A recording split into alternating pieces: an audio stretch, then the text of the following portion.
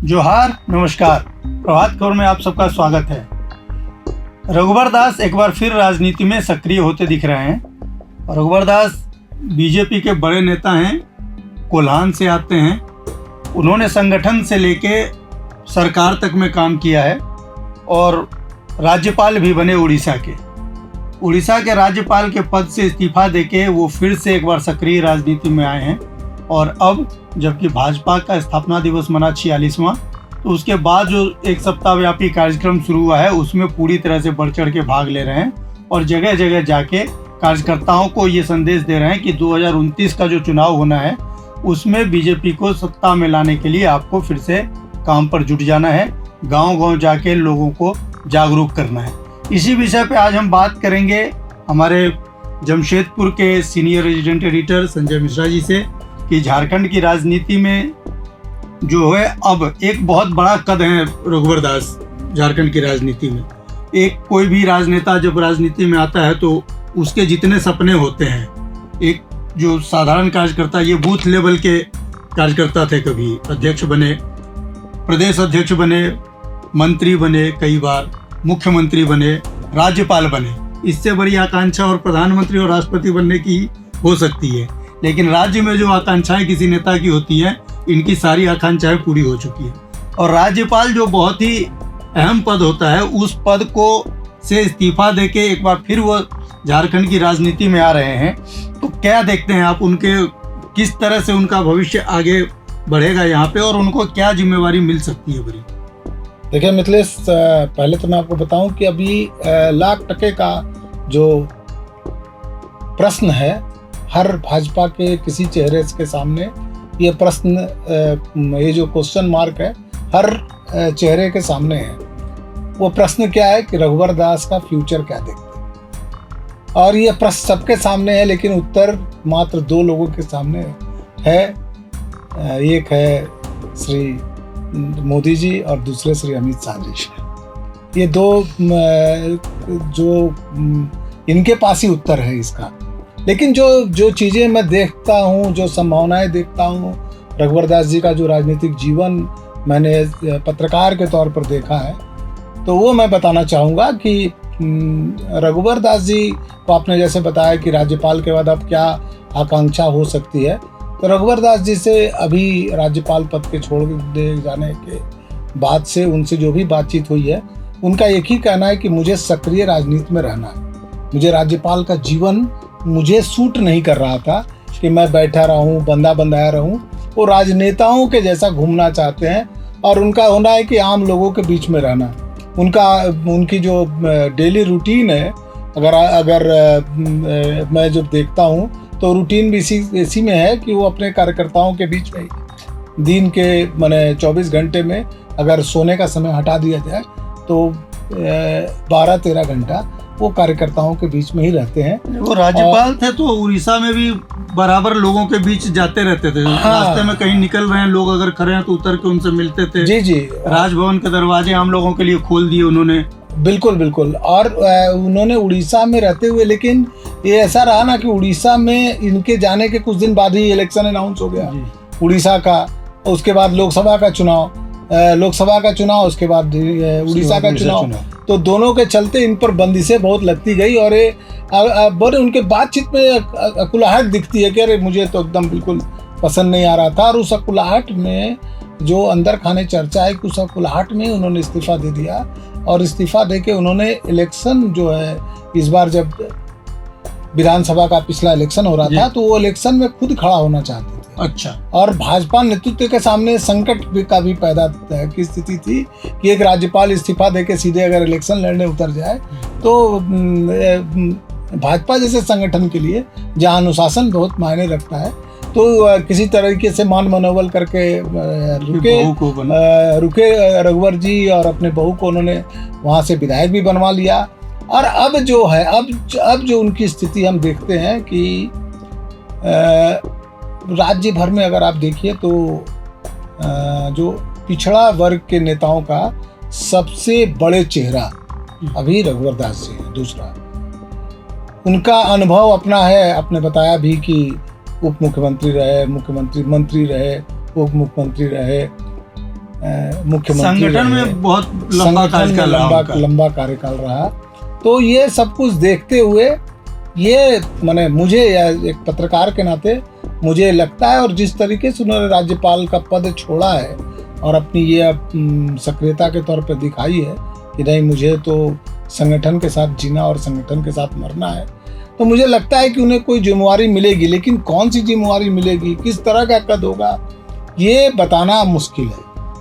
ये भी एक तो जो चर्चा है, जो संभावना कह लीजिए इसको, चर्चा अंदर खाने चलती रहती हैं।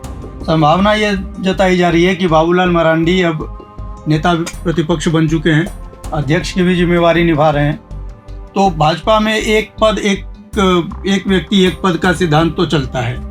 तो ऐसी चर्चा है कि रघुवर दास को फिर से प्रदेश अध्यक्ष बनाया जा सकता है, क्योंकि केंद्र में जब तक अध्यक्ष का बदलाव नहीं हो रहा है, जेपी नड्डा का कार्यकाल खत्म हो रहा है, तो उसके बाद जब वो कोई नया अध्यक्ष बनेंगे तो शायद फिर रघुवर दास जी को मिले वो जिम्मेवारी कि प्रदेश के संगठन की जिम्मेवारी आप देखें, विधानसभा में नेता प्रतिपक्ष की जिम्मेवारी बाबूलाल मरांडी देखेंगे। नहीं, देखिए, इसके ये जो संभावनाएं हैं या जो चर्चाएं हैं, इसको एक बार से सीधे तो माने खारिज नहीं कर सकते हैं। लेकिन ये भी आप मानिए कि भाजपा जैसा नेतृत्व है वो कोशिश करेगा कि कोई युवा नेतृत्व को हम देने की कोशिश करें। रघुवर दास के जो विपरीत जो बातें जाती हैं कि प्रदेश अध्यक्ष के तौर पर कि उनको एक मानना जाना कि भाई हम उनको दे दिया जाए, तो इतना आसान होगा नहीं उनको प्रदेश अध्यक्ष बनना।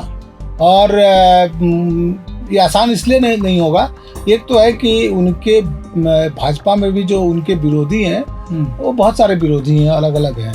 और दूसरा कि अगर आप बहुत नज़दीक से देखें तो रघुवर दास जी की पूरी सक्रियता केवल जमशेदपुर तक सीमित है, जो उनके लिए बहुत अच्छा नहीं है, एक राजनेता के लिए बहुत अच्छा नहीं है। जो संगठन में रहना तो चाहते हैं, लेकिन उनकी सक्रियता अगर पूरे राज्य स्तर पर, पूरे अलग अलग जिलों में उनकी सक्रियता दिखती। आपने जैसे उसमें शुरुआती ओपनिंग कमेंट में आपने बताया कि भाजपा के स्थापना दिवस पर जो सप्ताह व्यापी कार्यक्रम चल रहा है, आप उसमें भी देखेंगे तो रघुवर दास जी का जो मूवमेंट है वो बहुत सीमित है। वो तो एक ऐसा मूवमेंट होना चाहिए था जो लगे, जब उन्होंने राज्यपाल से इस्तीफा दिया था, गजब का जोश था, गजब का उत्साह, पूरा एयरपोर्ट पर जो स्थिति थी और वो उत्साह धीरे धीरे वो बनाए नहीं रख पाए। मैं निजी तौर पर मैं देख रहा हूँ कि वो उत्साह जो है, सारे जितने भाजपा के विधायक हैं या पूर्व विधायक हैं, भाजपा के बड़े नेता हैं, सब मिलने गए थे रघुवर दास जी के यहाँ, और ये उम्मीद जता रही थी कि बड़ा एकदम ढंग से। लेकिन रघुवर दास जी ने, मुझे लगा कि अभी उन्होंने धीरे चलने का फैसला लिया है। उनका ही फैसला हो सकता है कि भाई मैं अभी धीरे धीरे चलूँ, एक बार फिर से संगठन की स्थिति बनाऊँ या मजबूत बनाऊँ। और मैंने बताया कि दूसरा है कि एक उम्र का भी फैक्टर उनके साथ है कि ऐसे उम्र देख के लगता नहीं है। लेकिन आप बताएं कि 68 वर्षीय हो चुके हैं, तो भाजपा को एक युवा की खोज भी है, जो ये भी बात बताई जा रही है कि युवा को बनाया जाए। लेकिन यही बात है कि रघुवर दास जी ने जो राज्यपाल का पद छोड़ा है, ये जो सेक्रीफाइस किया है, चाहे उसको अपने मन से माना जाए या जो माना जाए, इसकी कीमत भी उनको जरूर मिलेगी। और संगठन उनको कहीं ना कहीं किसी ऐसे जगह पर जरूर रखना चाहेगा। जिस तरीके से उनके रिश्ते हैं अमित शाह जी से, जिस तरह से अमित शाह जी उनको मानते हैं, ये से उनको कोई ना कोई चीज़ उनको जरूर हासिल होगा। लेकिन ये हासिल क्या होगा, इसका जवाब अभी आपको वक्त ही देगा। तो ये और चीज़ है कि बीजेपी के लिए जो अभी बहुत चुनौती वाली चीज़ें हैं कि जो एसटी सीट्स है, वहाँ इनकी स्थिति इस बार तो बिल्कुल सुपरा साफ हो गया एक तरह से। आपके चंपई सोरेन अगर नहीं आए होते बीजेपी में, तो जो एक सरायकेला की सीट मिली वो भी नहीं मिलती। यानी कि आप उधर संथाल में साफ, कोल्हान में साफ, कुछ सीटें जो मिली सामान्य सीट पे, तो अगर ये स्थिति होगी कि जबकि कोल्हान ने सबसे ज़्यादा मुख्यमंत्री दिए हैं झारखंड को, झारखंड में जितने मुख्यमंत्री बने, हेमंत सोरेन, शिबू सोरेन और बाबूलाल मरांडी को छोड़ दें, तो बाकी सबसे ज़्यादा 3 बार तो अर्जुन मुंडा बने, रघुवर दास पहले मुख्यमंत्री बने जो अपना कार्यकाल पूरा किए, मधु कोड़ा, चंपई सोरेन, ये 4 मुख्यमंत्री तो कोल्हान ने दिए। जी बावजूद इसके बीजेपी की स्थिति बहुत अच्छी वहाँ पे नहीं है, क्योंकि चंपई सोरेन का छोटा कार्यकाल छोड़ दे तो बाकी सारे जो मुख्यमंत्री रहे और मधु कोड़ा का थोड़ा सा कार्यकाल, वो मधु कोड़ा हालांकि बीजेपी में ही थे पहले, तो ठीक ठाक मुख्यमंत्री दिया कोल्हान ने। बावजूद इसके उन लोगों की पैठ उतनी मजबूत नहीं रही, क्योंकि रघुवर दास की बहू तो चलिए जीत गई, लेकिन अर्जुन मुंडा की पत्नी हार गई। ये बीजेपी के लिए बड़ा सेटबैक था चुनाव में। बिल्कुल। और लोकसभा में भी स्थिति जी जी बुरी रही। इस बार की 2 ST सीटें हारनी पड़ी बीजेपी को। तो उस लिहाज से क्या अगर ये आ जाते हैं 3 ST सीट हार गए, अगर फिर से रघुवर दास आते हैं, क्योंकि अर्जुन मुंडा भी अभी सक्रिय नहीं दिख रहे हैं राजनीति में, क्योंकि कोल्हान के 2 बड़े कद्दावर नेता थे, अर्जुन मुंडा और रघुवर दास, लेकिन अब अर्जुन मुंडा बहुत सक्रिय नहीं दिख रहा है राजनीति में जैसा कि रघुवर दास दिख रहे हैं। तो क्या लगता है कुछ बदलाव होगा कोल्हान? नहीं, देखिए 2 अलग अलग जॉनर के नेता हैं। अर्जुन मुंडा का वर्किंग स्टाइल थोड़ा अलग है और रघुवर दास जी का बिल्कुल अलग। कोल्हान से दोनों आते हैं और एक तरह से आप चंपई सोरेन जी को भी अब भाजपा का बिल्कुल भाजपा में है, तो भाजपा के जो नेता के तौर पर जो जानिए कि 3 नेताओं के जो वर्किंग स्टाइल है बिल्कुल अलग है। मुंडा जी अलग स्टाइल के नेता हैं, रघुवर दास जी अलग स्टाइल के नेता और चंपई सोरेन जी अलग स्टाइल के। आप ये देखिएगा कि रघुवर दास जी का जो स्टाइल है वो उनका है कि लोगों से कनेक्ट बहुत तेजी से बनाना और उस कनेक्शन को और वो एक पूरे तेवर के साथ बहुत एग्रेसिव नोट के साथ और उनके साथ रघुवर दास जी राजनीति करते हैं। अर्जुन मुंडा जी और चंपई सोरेन जी बहुत एग्रेसिव नहीं होते हैं। चंपई सोरेन जी एग्रेसिव है, लेकिन वो केवल अपने क्षेत्र में बहुत एग्रेसिव दिखते हैं और जब पूरे राज्य भर में उनका चेहरा बिल्कुल दूसरे तरह से है। अर्जुन मुंडा बहुत सॉफ्ट स्पोकन है, बिल्कुल सॉफ्ट तरीके से काम करने का उनका एक अलग ढंग है। तो ये तीनों नेताओं में आपस में कोई ये नहीं है। भाजपा के लिए स्थिति खराब ये है कि भाजपा जो है आज की अगर डेट पर हम बात करें, आज की तारीख में देखें तो भाजपा अपने ही लोगों से लड़ती दिखती है। आपके पास सैकड़ों ऐसे उदाहरण हैं। जब मैंने आपको बताया ना कि रघुवर दास जी का भी प्रदेश अध्यक्ष बनना इतना आसान नहीं है, क्योंकि आपस में ही इतना तेजी से जो पैर खिंचौल है वो बहुत तेजी से है कि भाई आप ये कार्य कर रहे हो। और भाजपा के नेता बहुत एक्सपोज्ड हैं। अब वो पुराना वो है नहीं। बाबूलाल जी जब JVM को उन्होंने पूरी तरह पार्टी खत्म करके भाजपा में लाए, इसके बाद जो इस बार विधानसभा का टिकट बटा या इससे पहले बटा, तो पता चला कि भाजपा के लोग पीछे चले गए। जो JVM के लोग हैं उनको ज़्यादा से ज़्यादा मौका मिल गया। वो लोग जीते भी, बहुत जगह हारे भी।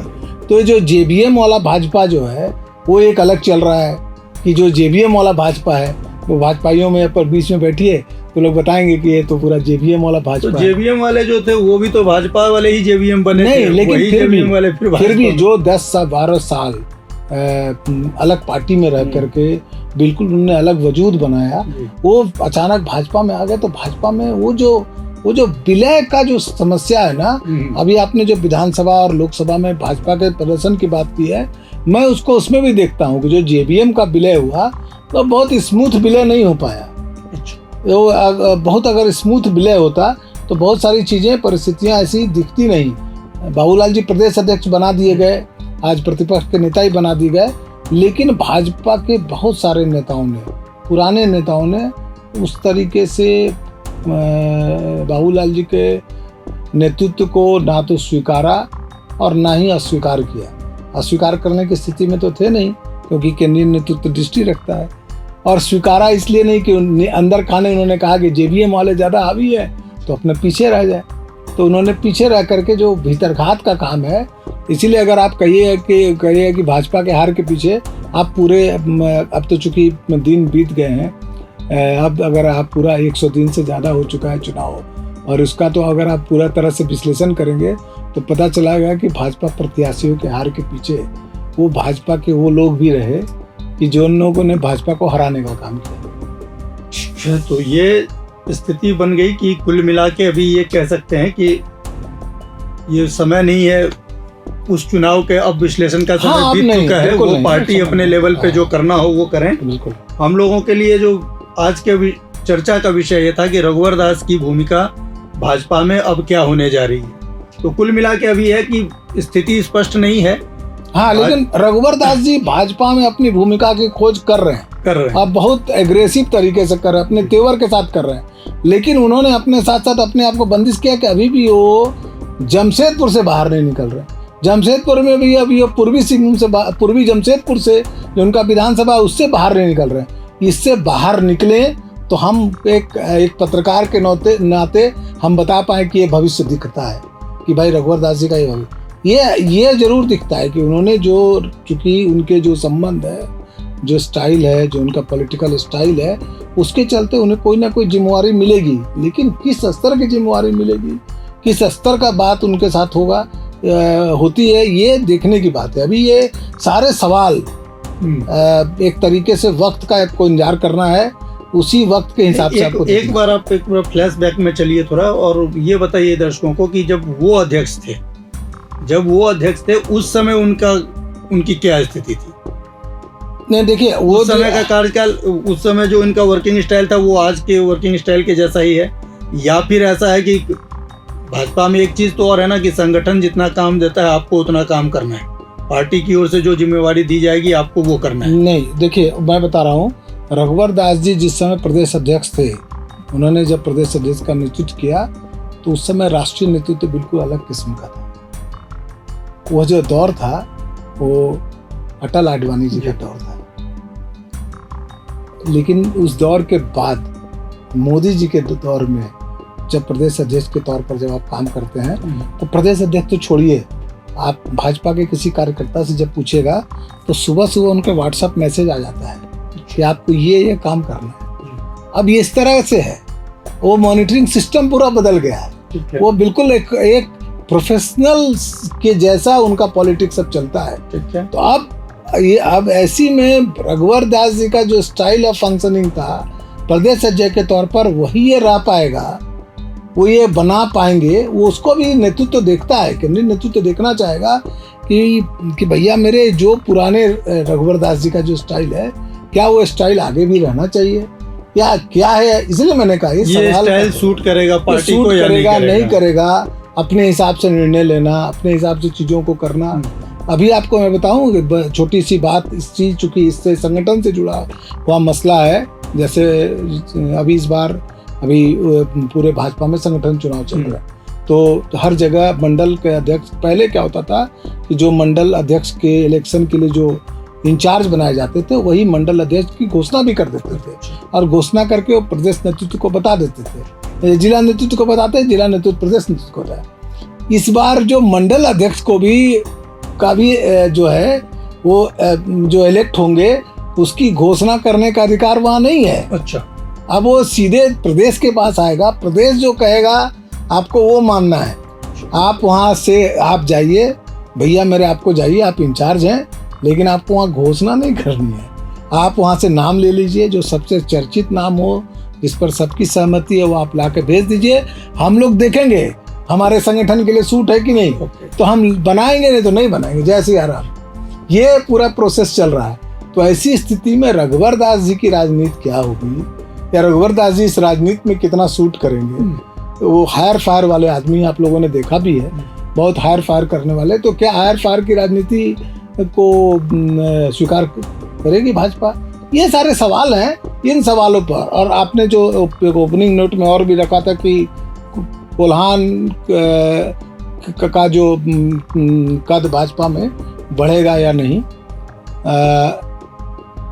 मुझे लगता है कि कोल्हान का कद अभी बढ़ेगा नहीं। अगर आप देखिएगा तो जो उत्तरी छोटानागपुर के जो स्थिति है उसमें भाजपा की स्थिति अच्छी है। और मुझे लगता है कि उत्तरी छोटानागपुर को इस बार ज़्यादा मौका मिलेगा।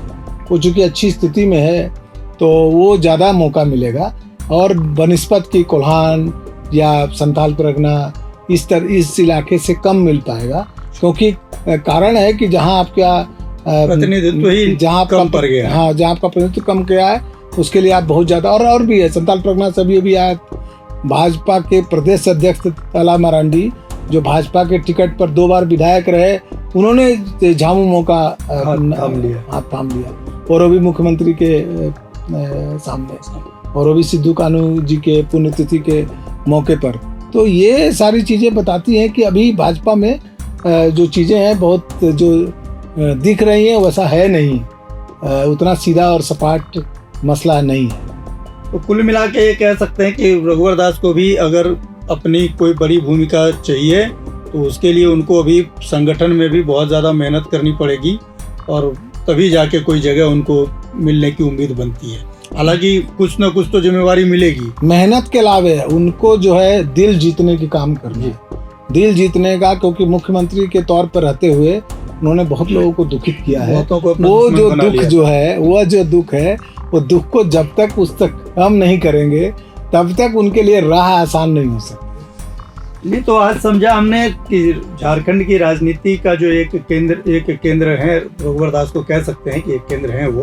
बिल्कुल, बहुत माने बड़ा चेहरा, प्रभावशाली है, बड़ा चेहरा है, तो एक केंद्र उनको कह सकते हैं। तो ये जो एक केंद्र है बीजेपी के लिए आने वाले दिनों में कितना प्रभावशाली बनेंगे, बीजेपी में कितना प्रभावशाली बनेंगे और कोल्हान के लिए कितना प्रभावशाली साबित होंगे, इसके लिए भी हम लोगों को थोड़ा इंतजार करना पड़ेगा।